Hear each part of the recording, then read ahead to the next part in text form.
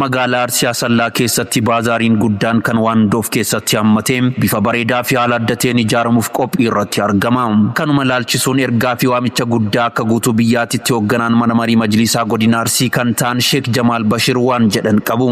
Karaa kanarratti akkuma agartan diizaayiniin dalagame gamoon bareedan galii hawaasa kanaaf gartee kana galchu ijaaruudhaaf karoora sanillee waan qabnuuf kanaaf warri sagalee nu dhageettan ilmaan biyya kana kan biyya birallee akka nu deeggartan warri ala jirtan warri as jirtan immoo gammachuu keenya kana dhuftanii akka nu waliin gartee kana qoodamtan maqaa rabbiitiin gartee kana isinii dabarsuu barbaada.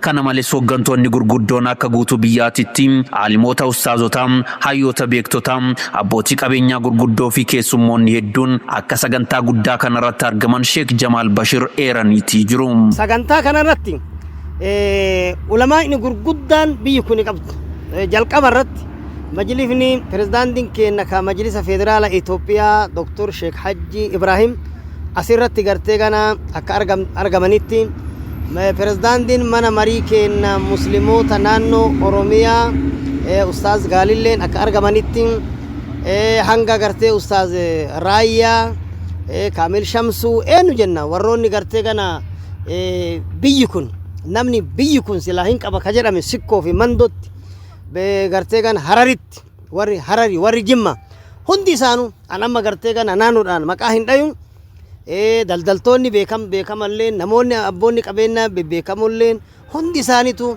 asirratti yaamnee waan jirruuf namni tokkollee nurraa hafa jennee shakkii tokkollee hin qabnu kanu yaamne miti kanu yaamin illeen wanni kun bakka diinati maqaa rabbiitiin isin affeerree jirra isin yaamne jirra nurraa hin hafinaa jenna. Dabalataanis hoogganaan mana marii majlisaa godina Arsii kan ta'an Sheek Jamaal Bashir guyyaa sagantaan kun itti gaggeeffamu himuun namni kamuu irratti argamu akka qabu dhaamsa isaanii dabarsanii jiru.